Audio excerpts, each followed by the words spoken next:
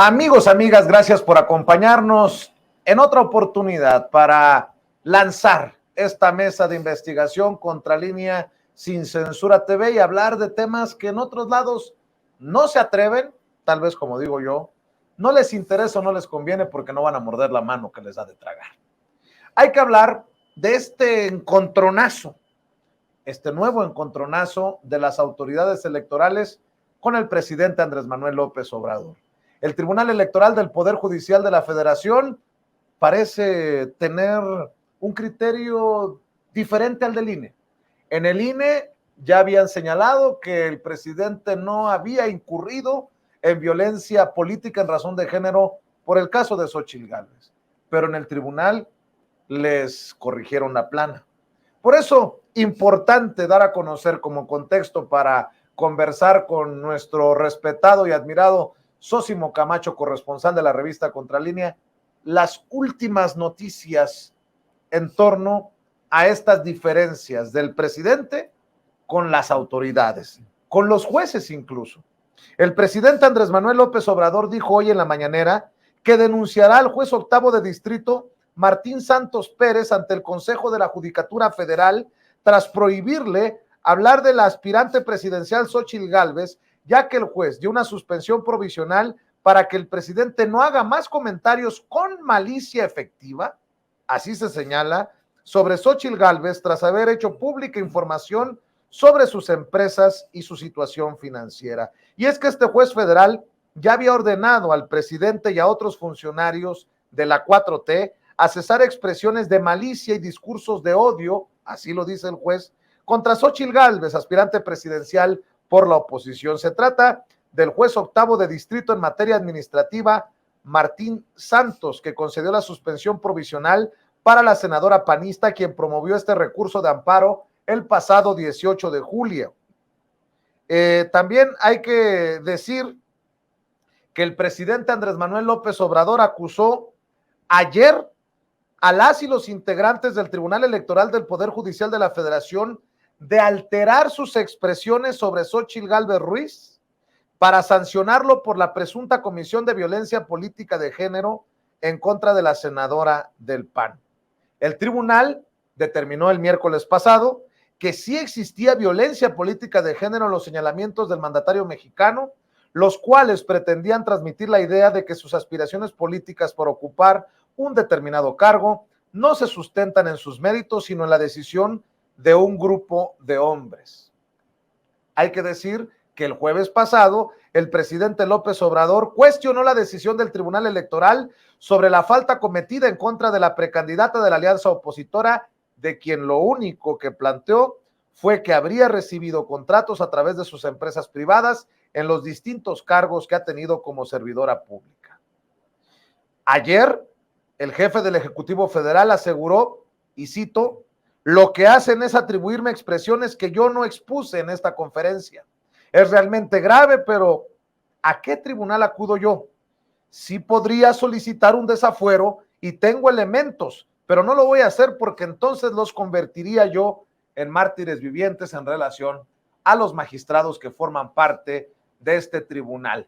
Y para hablar de intereses, porque también hay que decirlo, se ha identificado a Reyes Rodríguez Mondragón, el magistrado presidente del tribunal, muy cercano al calderonismo, y para hablar de las expresiones del presidente, saludo con mucho gusto al querido Sósimo Camacho. ¿Cómo estás, Sósimo? Buenas noches. ¿Cómo estás, Vicente? Qué gusto estar contigo y con tu audiencia, por supuesto. ¿Cómo he planteado, cómo he dado este contexto? Porque diariamente se están dando estos encontronazos.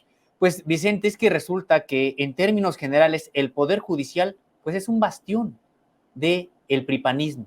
Así es como tendríamos en realidad ya que leerlo. Es todo un bastión con sus excepciones, por supuesto que habrá jueces, habrá magistrados de carácter independiente, honestos, pero de manera desafortunada pues son excepciones. La generalidad es que son bastiones en su conjunto del pripanismo.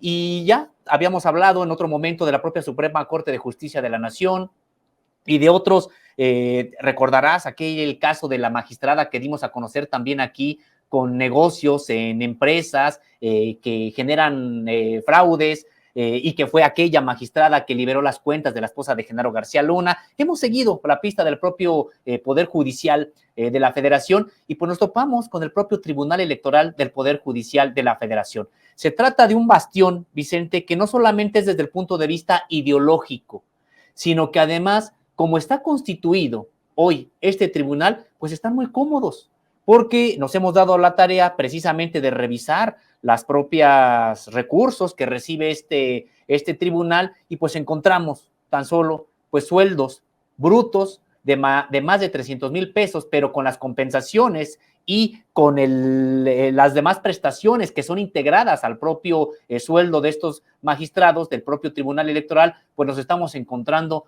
con percepciones que superan el $500,000 de pesos y hasta los 750,000 pesos mensuales. Los compañeros de producción están poniendo capturas de aquel reportaje que firmó Erika Ramírez el año pasado y me imagino que todavía puede salir muchas cosas en torno a estos privilegios. El propio presidente ha dicho, son defensores de intereses, defensores de privilegios y bueno, esto queda claro, también es una defensa de sus propios beneficios, socio. Totalmente, Vicente. De hecho, podríamos decir que las investigaciones actuales sobre las percepciones van mucho más allá de lo que en su momento se publicó el año pasado. Hoy podríamos decir, Vicente, que como te decía, son de más de 300,000 pesos, pero solamente el salario bruto, sin la compensación garantizada, sin los servicios médicos, que además no solamente son para ellos, sino para su familia e hijos de hasta 25 años de edad. Es decir, una serie de canonjías que han ido acumulando y que hay que recordar algo, Vicente, nadie se las impone, ellos votan qué tipo de canonjías son las que deben de tener y así se han ido imponiendo incluso los pagos, por ejemplo, del servicio de internet. Para una persona como estas personas que ganan tanto dinero, resulta que además les tenemos que pagar el propio internet, las computadoras, los teléfonos de alta gama para ellos y para sus familias. Es decir, serie... Me sonó al caso de los ministros y ministras de la Suprema Corte de Justicia de la Nación o el INE en tiempos de Lorenzo Córdoba y Ciro Murayama. Totalmente, es que finalmente ellos son los que se imponían este tipo de prestaciones y sí son muy similares las del Tribunal Electoral, los de los magistrados, a los de los ministros de la Suprema Corte de Justicia de la Nación. Y decíamos, pues en términos generales, tienen percepciones mensuales que superan el $500,000 de pesos y que pueden llegar a los 800,000 pesos.